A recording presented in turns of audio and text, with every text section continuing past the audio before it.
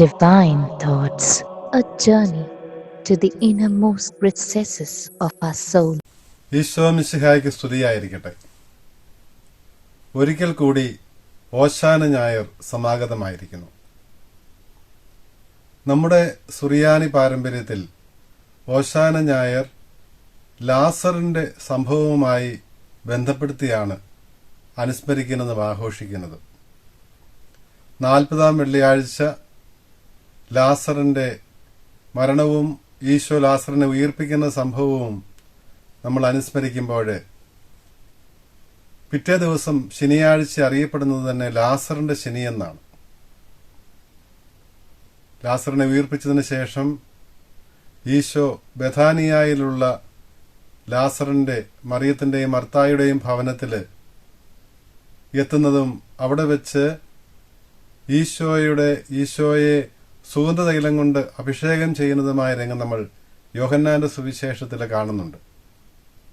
യോഹന്നാന്റെ സുവിശേഷം 11-ാം അധ്യായത്തിലാണ് ലാസറിന്റെ സംഭവം, ലാസറിനെ ഉയിർപ്പിക്കുന്ന രംഗം നമ്മൾ കാണുന്നതെങ്കിൽ 12-ാം അധ്യായത്തിന്റെ ആദ്യ വാക്യങ്ങളിൽ ഈ തൈലാഭിഷേകം നമ്മൾ കാണുന്നു. ഈ തൈലാഭിഷേകത്തിന്റെ അവിടെ ആ ഭവനത്തിൽ നിറഞ്ഞ സുഗന്ധ തൈലത്തിന്റെ അനുസ്മരണമാണ് യഥാർത്ഥത്തിൽ ലാസറിന്റെ ശനിയാഴ്ച സഭ കൊണ്ടാടുന്നത്. അതുകൊണ്ടാണ് നമ്മുടെ പാരമ്പര്യത്തിൽ നമ്മുടെ ഭവനങ്ങളിൽ കൊഴുക്കോട്ട ഉണ്ടാക്കുന്ന രീതി, ലാസറിന്റെ ഭവനത്തിൽ വെച്ച് ഈശോയെ തൈലാഭിഷേകം ചെയ്യുന്നതിന് വേണ്ടി ഉപയോഗിച്ച ആ സുഗന്ധ കൂട്ടുകൾ നിറച്ചിരുന്ന ആ തൈല പാത്രം, അതിൻ്റെ ആകൃതിയിലുള്ള പലഹാരമാണല്ലോ കൊഴുക്കോട്ട. അപ്പോൾ തേങ്ങായും ശർക്കരയും ഒക്കെ ചേർത്ത് സുഗന്ധ വ്യഞ്ജനങ്ങളും ചേർത്ത് നിർമ്മിക്കുന്ന ഈ പലഹാരമാണ് ലാസറിന്റെ ശനിയുടെ ആഘോഷമായിട്ട് നസ്രാണി ക്രൈസ്തവര് കൊണ്ടാടിയിരുന്നത്. ഓശാനയ്ക്ക് തുടർന്ന് വരുന്ന പിറ്റേ ദിവസം തിങ്കളാഴ്ചയും അറിയപ്പെടുന്നത് ലാസറിന്റെ തിങ്കളെന്നാണ്. അപ്പോൾ ലാസറിന്റെ വെള്ളിയും ലാസറിന്റെ ശനിയും തിങ്കളും അതിനിടയ്ക്കുള്ള ദിവസമാണ് യഥാർത്ഥത്തിൽ ഞായറാഴ്ച ഓശാന ഞായർ നമ്മൾ ആഘോഷിക്കുന്നത്. ഓശാന ഞായർ യഥാർത്ഥത്തിൽ വലിയ ആഴ്ചയിലേക്കുള്ള ഹാശ ആഴ്ചയിലേക്കുള്ള പ്രവേശന കവാടമാണ്. മിശിഹായുടെ സഹന മരണ ഉത്ഥാനങ്ങളിലേക്ക് നമ്മെ വഴി നടത്തുന്ന പ്രവേശിപ്പിക്കുന്ന കവാടമാണ് യഥാർത്ഥത്തിൽ ഓശാന ഞായർ. ഓശാന ഞായർ എന്നതിന് പേര് വരുന്നതിന് തന്നെ കാരണം ഈശോ തന്റെ പരസ്യ ജീവിതത്തിന്റെ അവസാന ഘട്ടത്തിൽ ഓർസലേമിൽ എത്തുമ്പോൾ പട്ടണത്തിലേക്ക് രാജകീയമായി പ്രവേശിക്കുന്ന വേളയിൽ അവിടെ കൂടിയിരുന്ന ജനക്കൂട്ടം, ബാലന്മാരുൾപ്പെടെയുള്ള ആ വലിയ ജനക്കൂട്ടം ഈശോയെ എതിരേൽക്കുവാൻ വേണ്ടി ആഹ്ലാദത്തോടുകൂടി ഏറ്റുപറഞ്ഞ ആ അപേക്ഷയായിരുന്നു യഥാർത്ഥത്തിൽ ഹോസിയാന എന്നുള്ള ഹെബ്രായ പദം. ഹോസിയാന എന്നുള്ളതാണ് സുറിയാനിയിൽ ഓശാനയായി മാറിയത്. ഇതിന്റെ അർത്ഥം ഞങ്ങളെ രക്ഷിക്കണമേ എന്നാണ്. ഈ രക്ഷിക്കണമേ എന്നുള്ള പ്രാർത്ഥനയുടെ പിന്നിൽ ഇസ്രായേൽ ജനത്തിന്റെ, ആ ജനക്കൂട്ടത്തിന്റെ വലിയൊരു വിശ്വാസമുണ്ടായിരുന്നു. അവർ ഈശോയെ ഓർസലമിലേക്ക് പ്രവേശിപ്പിക്കുന്നത് രാജകീയമായിട്ടാണ്. ദാവീദിന്റെ പുത്രൻ ഓശാന എന്നാണ് അവർ ആലപിച്ചത്. ദാവീദിന് ദൈവം വാഗ്ദാനം നൽകിയിരുന്ന ആ പുത്രനാണ് ഈശോ എന്ന് സാമുവേലിന്റെ 2-ാം പുസ്തകം 7-ാം അധ്യായം 12 മുതൽ 14 വരെ വാക്യങ്ങളിൽ നാത്താൻ പ്രവാചകനിലൂടെ ദൈവം ദാവീദിന് നൽകിയിരുന്ന ആ വാഗ്ദാനം അനുസരിച്ചുള്ള മിശിഹായാണ് ഈശോ എന്ന് ജനക്കൂട്ടം ഏറ്റുപറയുകയായിരുന്നു. ദാവീദിന്റെ പുത്രൻ ഓശാന എന്ന് പറയുമ്പോൾ കർത്താവിന്റെ നാമത്തിൽ വരുന്നവൻ ഓശാന എന്നാണ് അവർ പറഞ്ഞത്. ഈ ദാവീദിന്റെ പുത്രൻ കർത്താവിന്റെ നാമത്തിൽ വരുന്നവനാണ് എന്ന് ജനം ഏറ്റുപറയുകയായിരുന്നു. കാരണം ദാവീദിന് നൽകിയ വാഗ്ദാനത്തില് 2 സാമുവേൽ 7:14 പറയുന്നുണ്ടായിരുന്നു, ദാവീദിന് ജനിക്കാൻ പോകുന്ന പുത്രൻ ദൈവത്തിന്റെ പുത്രൻ കൂടിയായിരിക്കുമെന്ന്. അവൻ ഒരേ സമയം ദാവീദിന്റെ പുത്രനും ദൈവത്തിന്റെ പുത്രനുമായിരിക്കും. ഒരേ സമയം ദാവീദിന്റെ പുത്രനും ദൈവത്തിന്റെ പുത്രനുമായി ജനിച്ചത് നസ്രായനായ ഈശോയാണെന്ന് നമുക്കറിയാം. അവിടുന്ന് ഒരേ സമയം മനുഷ്യനും പൂർണ്ണ മനുഷ്യനും പൂർണ്ണ ദൈവവുമായിരുന്നത് ദാവീദിന്റെ വംശത്തിലും ദൈവത്തിൽ നിന്ന് ജനിച്ചിരുന്നത് കൊണ്ടാണ്. അപ്പോൾ ആ സത്യം, വാഗ്ദാനം ചെയ്യപ്പെട്ടിരുന്ന രക്ഷകനായ വിമോചകനായ മിശിഹായാണ് ഈശോ എന്നുള്ള സത്യം ഏറ്റുപറഞ്ഞുകൊണ്ടായിരുന്നു ജനം ഈശോയെ എതിരേറ്റത്. അവർ യാചിക്കുന്നത് രക്ഷിക്കണമേ എന്നാണ്. അത് തുടർന്ന് അത് സ്തുതിയുടെ, സ്തോത്രത്തിൻ്റെ, ആഹ്ലാദത്തിൻ്റെ എല്ലാം ഒരു പ്രകടനമായി, പ്രകാശനമായി മാറുകയും ചെയ്തു. ഈശോ പ്രവേശിക്കുന്നത് ഏറെ ശ്രദ്ധേയമായ രീതിയിലാണ്. രാജകീയമായിട്ടാണ് അവിടുന്ന് പ്രവേശിക്കുന്നത്. ദാവീദിന്റെ പിൻഗാമിയായിട്ടാണ്, വാഗ്ദാനം ചെയ്യപ്പെട്ട പുത്രനായിട്ടാണ് പ്രവേശിക്കുന്നത്. എങ്കിലും ഐഹിക രാജാക്കന്മാരെ പോലെ അല്ല, ലൗകിക രാജാക്കന്മാരെ പോലെ അല്ല അവിടുന്ന് പ്രവേശിക്കുന്നത്, മറിച്ച് വിനീതനായിട്ടാണ്. ആ വിനീതനായി പ്രവേശിക്കുന്നതിൻ്റെ അടയാളമായിട്ടാണ് അവിടുന്ന് കഴുതയുടെ പുറത്താണ് ജെറൂസലമിലേക്ക് പ്രവേശിക്കുന്നത്. ഇതേക്കുറിച്ച് പ്രവാചകനായ സക്കറിയ പറഞ്ഞിരുന്നത് പഴയ നിയമത്തിലെ 2-ാമത്തെ വായനയിൽ നമ്മൾ കേൾക്കുന്നുണ്ട്. സക്കറിയയുടെ പുസ്തകം 9-ാം അധ്യായം 9-ാം വാക്യത്തിൽ ഇസ്രായേലിനോട്, ജെറൂസലമിനോട്, സിയോൻ പുത്രിയോട് ആഹ്ലാദിക്കാൻ പറയുകയാണ്. കാരണം ഇതാ നിന്റെ രാജാവ് വരുന്നു, അവൻ വിനീതനായി കഴുതയുടെ പുറത്ത്, കഴുതക്കുട്ടിയുടെ പുറത്താണ് വരുന്നത് എന്നാണ് പറയുന്നത്. ഇതേ ഭാഗം തന്നെയാണ് ഇന്നത്തെ സുവിശേഷത്തിലെ മത്തായിയുടെ സുവിശേഷം 21-ാം അധ്യായത്തിൽ മത്തായി ശ്ലീഹ ഉദ്ധരിക്കുന്നതും. അവനിതാ കഴുതയുടെ പുറത്ത്, അതായത് കഴുതക്കുട്ടിയുടെ പുറത്ത് വരുന്നു എന്ന്. ഈ കഴുതയുടെ പുറത്ത് അഥവാ കഴുതക്കുട്ടിയുടെ പുറത്ത് എന്നുള്ളത് അത് പലതരത്തിലുള്ള വ്യാഖ്യാനങ്ങൾക്ക് വിധേയമായിട്ടുണ്ടത്. കഴുതയാണ്, അതൊരു കഴുതക്കുട്ടിയാണ് എന്ന് വിശേഷിപ്പിക്കുവാൻ വേണ്ടി, അതേ കാര്യം തന്നെ അല്പം കൂടി വ്യക്തമാക്കുവാൻ വേണ്ടി പറയുന്നതാണ്. ഒരു മൃഗത്തെ തന്നെയാണ് ഉദ്ദേശിക്കുന്നതെന്ന് വ്യാഖ്യാനിക്കുന്നവരുണ്ട്. എന്നാൽ പൗരസ്ത്യ സഭാപിതാവായ ഈശോദാദ് പറയും, ഈശോ മാറി മാറി ഈ 2 കഴുതയുടെയും പുറത്ത്, കഴുതയുടെയും കഴുതക്കുട്ടിയുടെയും പുറത്തിരുന്നുവെന്ന്. ഈശോദാദിന്റെ അഭിപ്രായത്തിൽ, ഈശോദാദ് ഓഫ് മെർവിലെ ഈശോദാദിന്റെ അഭിപ്രായത്തിൽ ഈ കഴുത സൂചിപ്പിക്കുന്നത് നിയമമെല്ലാം പാലിച്ചു വന്നിരുന്ന ഇസ്രായേൽ ജനതയെയും, കഴുതക്കുട്ടി സൂചിപ്പിക്കപ്പെടുന്നത് നിയമമില്ലാതിരുന്ന വിജാതി ജനതയെയുമാണെന്നാണ്. അപ്പോൾ യഹൂദരെയും വിജാതിരെയും തൻ്റെ നുകത്തിന് കീഴിലാക്കുന്ന, തൻ്റെ സവാരി മൃഗമാക്കുന്ന നാഥനാണ്, രക്ഷകനാണ് ഈശോ എന്നുള്ള സത്യം വ്യക്തമാക്കുവാനാണ് സക്രിയ പ്രവാചകൻ അങ്ങനെ പ്രവചിച്ചിരുന്നതെന്നും അക്കാര്യം മത്തായി ശ്ലീഹ ഉദ്ധരിക്കുന്നത് എന്നുമാണ് ഈശോദാദ് വ്യാഖ്യാനിക്കുന്നത്. ആദ്യ വായനയിൽ പഴയ നിയമത്തിൽ ഉൽപ്പത്തി പുസ്തകം 49-ാം അധ്യായത്തിൽ പൂർവ്വപിതാവായ യാക്കോബ് തന്റെ മക്കൾക്ക് നൽകിയ അനുഗ്രഹങ്ങളാണല്ലോ. അവിടെ യൂദായ്ക്ക് നൽകുന്ന അനുഗ്രഹമാണ് നമ്മൾ ആദ്യം വായിച്ചു കേട്ടത്.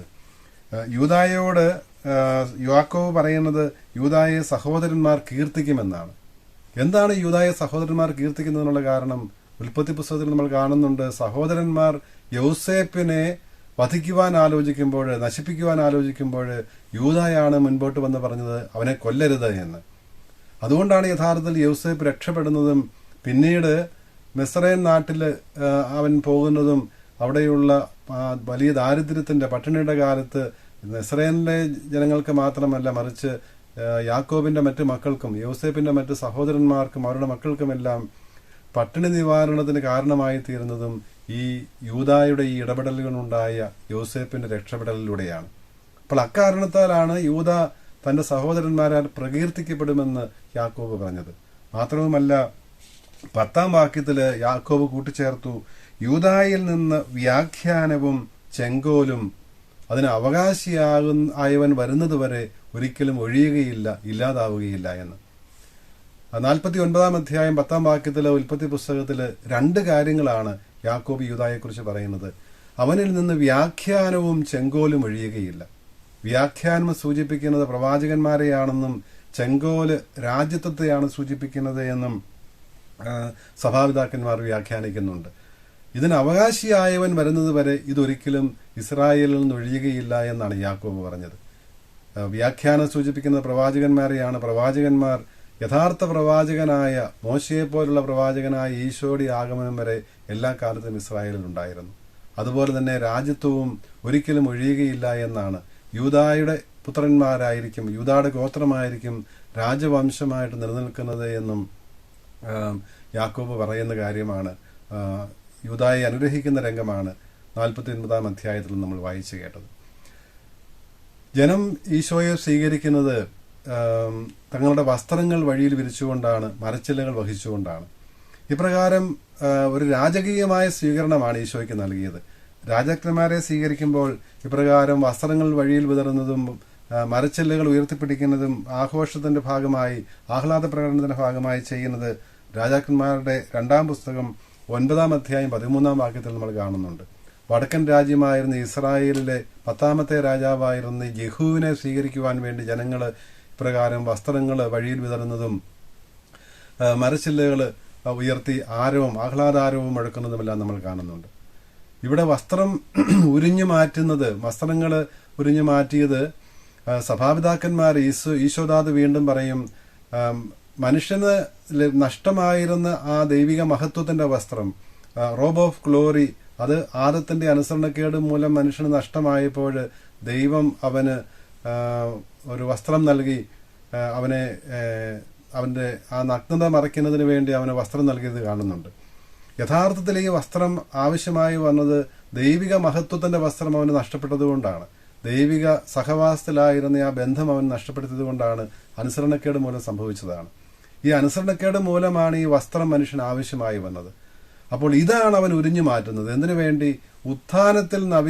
ഉത്ഥാനത്തിലൂടെ ഈശോ നമുക്ക് പ്രദാനം ചെയ്യുന്ന അവിടുത്തെ ആ തിരുവസ്ത്രത്തിൽ നമ്മൾ പൊതിയപ്പെടുന്നതിന് വേണ്ടി, അത് നമുക്ക് ധരിപ്പിക്കുന്നതിന് വേണ്ടിയാണത്. ഇവിടെ ജനം ഉയർത്തിപ്പിടിക്കുന്ന ഒലിവിൻ കമ്പുകൾ, അത് സൂചിപ്പിക്കുന്നത് ഒലിവ് ഇല അല്ലെങ്കിൽ കുരുത്തോലകൾ സൂചിപ്പിക്കുന്നത് വിജയത്തിന്റെയും വലിയ സന്തോഷത്തിന്റെയും ഒക്കെ ആരവത്തെയാണ് സൂചിപ്പിക്കുന്നത്. മത്സരത്തിൽ വിജയിക്കുന്നവർക്ക്, രക്തസാക്ഷികൾക്ക് ഒക്കെയാണ് കുരുത്തോലകൾ നൽകി അല്ലെങ്കിൽ ഒലിവിന്റെ കൊമ്പുകൾ നൽകി നമ്മൾ ആദരിക്കുന്നതെന്നറിയാം. വെളിപാടിന്റെ പുസ്തകം, അവസാന ഗ്രന്ഥമായ വെളിപാടിന്റെ പുസ്തകം 7-ാം അധ്യായം 9-ാം വാക്യത്തില് വെള്ളവസ്ത്രധാരികളായവര് കയ്യിൽ കുരുത്തോലകൾ വഹിച്ചുകൊണ്ട് കുഞ്ഞാടിന്റെ രക്തത്തില് സ്വന്തം വസ്ത്രങ്ങൾ കഴുകി വെളുപ്പിച്ചവരാണല്ലോ അവര് കുരുത്തോലകൾ കയ്യിൽ വഹിച്ചുകൊണ്ട് കുഞ്ഞാടിനെ, ഉത്ഥാനം ചെയ്ത ആ മഹത്വീകൃതനായ കുഞ്ഞാടിനെ എതിരേൽക്കുന്നതും സ്തുതികൾ പാടുന്നതുമായ രംഗം വെളിപാടിന്റെ പുസ്തകം 7-ാം അധ്യായം 9-ാം വാക്യത്തിൽ നമ്മൾ കാണുന്നുണ്ട്. അവിടെ ഈ വെള്ളവസ്ത്രധാരികളാണ് ഈ കുരുത്തോലകൾ പിടിച്ചിരിക്കുന്നത്. അവരുടെ വസ്ത്രം വെള്ളയായി തീർന്നത് കുഞ്ഞാടിന്റെ രക്തത്തിൽ കഴുകി വെളുപ്പിക്കപ്പെട്ടതാണ് എന്നും അവിടെ വിശദീകരണം നൽകപ്പെടുന്നുമുണ്ടല്ലോ. സൈത്തൻ കമ്പുകൾ സൂചിപ്പിക്കുന്നത് വ്യക്തമാക്കുന്നതാണ് പുതിയ നിയമത്തിൽ നിന്നുള്ള ആദ്യത്തെ വായന. റോമാക്കാർക്കുള്ള ലേഖനം 11-ാം അധ്യായത്തിൽ നിന്നാണല്ലോ പുതിയ നിയമത്തിലെ ആദ്യത്തെ വായന. അവിടെ പൗലോസ്ലീഹ പറയുന്നുണ്ട്, സൈത്തുമരമായ, യഥാർത്ഥ സൈത്തുമരമായ, ഒലിവ് മരമായ ഈശോയില് ഒട്ടിച്ചു ചേർക്കപ്പെട്ട സൈത്ത് മരങ്ങളാണ്, ഒലിവ് മരങ്ങളാണ് നമ്മളെന്ന്. യഥാർത്ഥത്തിലുള്ള ഒരു സൈത്തുമരം, ഒലിവ് മരം ഈശോയാണ്. അവിടുന്നാണ് ദൈവപുത്രൻ. ഈ ദൈവപുത്രനിലേക്ക് ഒട്ടിച്ചു ചേർക്കപ്പെട്ട ഒലിവ് വൃക്ഷങ്ങൾ, ശാഖകളാണ് നമ്മൾ. അപ്പോൾ സത്യദൈവപുത്രനായ ഈശോ മിശിഹായില് ദത്തെടുക്കപ്പെട്ട, ഒട്ടിച്ചു ചേർക്കപ്പെട്ട ദൈവത്തിന്റെ മക്കളാണ്. അവിടുത്തെ സഹനമരണോത്ഥാനങ്ങളിലൂടെയാണ് നമുക്കിത് സാധ്യമായത് എന്ന് നമുക്കറിയാം. അപ്പോൾ ഈ രഹസ്യങ്ങളെല്ലാമാണ് ഈ ഓശാന ഞായറാഴ്ച നമ്മൾ അനുസ്മരിക്കുന്നതും ആഘോഷിക്കുന്നതുമെല്ലാം. മഹത്വത്തിന്റെ ആ വസ്ത്രം നമുക്ക് ലഭ്യമാകുന്നത് ഈശോയുടെ സഹനമരണോത്ഥാനങ്ങളിലൂടെയാണ്. അതിന് നമുക്ക് ആവശ്യമായിരിക്കുന്നത് നമ്മുടെ അഹങ്കാരത്തിന്റെ, സ്വാർത്ഥതയുടെ വസ്ത്രം നമ്മിൽ ഉരിഞ്ഞു മാറ്റേണ്ടതുണ്ട്. അവന്റെ പാദാന്തികത്തിൽ അവന് നടന്നു നീങ്ങുന്നതിന് വേണ്ടി അവന്റെ വഴിയിൽ നമ്മളത് വിരിക്കേണ്ടതുണ്ട് എന്ന് കാണിക്കുകയാണ്. ആ ഒരു മിശിഹായുടെ പരിമള ദ്രവ്യമായി തീരുവാനുള്ള ആഹ്വാനവും നമുക്ക് നൽകപ്പെടുന്നുണ്ട് എന്നുള്ളത് ആ സുഗന്ധ തൈലത്തിന്റെ രംഗം നമ്മെ ഓർമ്മിപ്പിക്കുന്നുണ്ടല്ലോ. രാജാവാണ് ഈശോ, രാജാവായിട്ടാണ് ജെറൂസലമിലേക്ക് പ്രവേശിക്കുന്നത്. പക്ഷെ അവിടുത്തെ രാജ്യം ഐഹികമല്ല എന്ന് അവിടുന്ന് പലപ്പോഴും വ്യക്തമാക്കിയിട്ടുണ്ട്.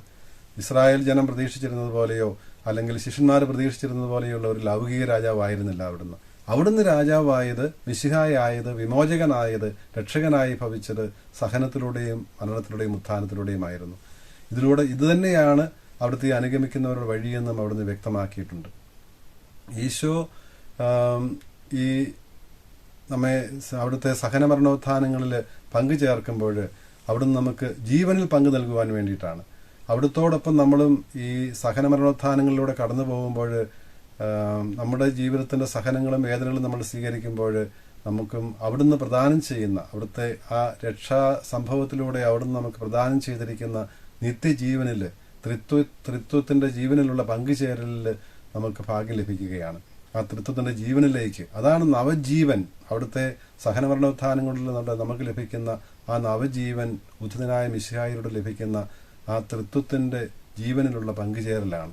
അപ്പോൾ ആ പ്രത്യാശയാണ്, ആ ഒരു ധൈര്യമാണ് യഥാർത്ഥത്തിൽ ഈ സഹനങ്ങളെ സ്വീകരിക്കുന്നതിന് നമുക്ക് ശക്തി നൽകുന്നത്. ഓശാന ഞായറിൻ്റെ ആഘോഷം, അനുസ്മരണം എല്ലാ കുർബാനയിലുമുണ്ട്. മിശിഹായുടെ സഹനമരണോത്ഥാനങ്ങൾ അനുസ്മരിക്കുന്ന ആ അന്ത്യത്താഴത്തിൻ്റെ അനുസ്മരണത്തിന് മുൻപിലായിട്ട് അനാഫറയിൽ മധുബഹായിൽ പ്രവേശിച്ച് ബലിപീഠത്തെങ്കിൽ അനാഫറയെ ആരംഭിച്ചു കഴിയുമ്പോൾ നമ്മൾ ഈ ഓശാന ഗീതം എല്ലാ കുർബാനയിലും നമ്മൾ ആഘോഷമായിട്ട് അനുസ്മരിക്കുകയും ആഘോഷിക്കുകയും ചെയ്യുമ്പോൾ യഥാർത്ഥത്തിൽ ഈശോയുടെ ഈ ഓർസലേം പ്രവേശനത്തെയാണ് നമ്മൾ അനുസ്മരിക്കുന്നത്. അവിടെ നമ്മൾ ആലപിക്കുന്നത് അതേ കാര്യം തന്നെയാണ്. അന്നത്തെ ആ കുഞ്ഞുങ്ങൾ, നിഷ്കളങ്കരായ കുഞ്ഞുങ്ങൾ ഏറ്റുപാടിയ ആ ബാലന്മാരുടെ അധനങ്ങളിൽ നിന്ന് ദൈവസ്തുതികൾ ഉതിർക്കും എന്ന് സങ്കീർത്തകൻ പറഞ്ഞിരുന്നത് പൂർത്തിയാകുന്നത് പോലെ ഈശോയെ തിരിച്ചറിയുന്നതിന് ജെറൂസലം നിവാസികൾക്ക് സാധിച്ചില്ല. അവിടുത്തെ ജനനവേളയിൽ ബെത്ലഹേമിലെ യഹൂദർക്ക് സാധിക്കാതിരുന്നത് പോലെ തന്നെ ഇവിടെയും ഇതാ ഈ ഈശോയുടെ പ്രവേശന വേളയിൽ തിരിച്ചറിയുന്നത് ആരാണ്? ജനക്കൂട്ടമാണ്. ഇസ്രായേൽ ജനം തിരിച്ചറിഞ്ഞില്ല, വിജാതീയരായ ജനക്കൂട്ടം തിരിച്ചറിഞ്ഞു. അവരിൽ തന്നെ ആരാണ്? അവരുടെ ശിശുക്കളാണ്. ശിശുക്കളെ പോലെയുള്ളവരാണ്. ആ നൈർമല്യമുള്ളവർക്കാണ് ദൈവത്തെ കാണാൻ സാധിക്കുന്നത്. അവർ ഈശോയിൽ രക്ഷകനെ തിരിച്ചറിഞ്ഞതുകൊണ്ടാണ്. അപ്പോൾ ഈ സത്യം തന്നെയാണ് ഓരോ കുർബാനയിലും നമ്മളും ഓശാന ഗീതം ആലപിക്കുമ്പോൾ ഏറ്റുപറയുന്നത്. നമുക്കും ആ വിശ്വാസത്തോടെ, ആ കുഞ്ഞുങ്ങളുടെ നിഷ്കളങ്കതയോടെ നമുക്കും ഏറ്റുപറയാം, കർത്താവെ രക്ഷിക്കണമേ എന്ന്. നമ്മൾ കൂട്ടിച്ചേർക്കുന്നുണ്ട്, വരാനിരിക്കുന്നവനുമാണ്, വന്നവനും വരാനിരിക്കുന്നവനുമായ നമ്മൾ ഓശാന പാടുന്നത്. അവൻ വീണ്ടും വരുമെന്നുള്ള പ്രത്യാശയിലാണ്, ആ ജീവനിലേക്കാണ്, അവൻ്റെ ആ രണ്ടാമത്തെ വരവിൽ, മഹത്വപൂർണമായ ആഗമനത്തിൽ നമുക്ക് ലഭിക്കുവാൻ പോകുന്ന ആ ജീവനിലുള്ള പ്രത്യാശയിലാണ് നമ്മൾ നമ്മുടെ ഈ വിശ്വാസ തീർത്ഥാടനം മുൻപോട്ട് കൊണ്ടുപോകുന്നത്. ഇന്ന് ആരംഭിക്കുന്ന ഈ വലിയ ആഴ്ച നമുക്ക് വലിയ അനുഗ്രഹത്തിൻ്റെ ദിവസങ്ങളായി തീരട്ടെ.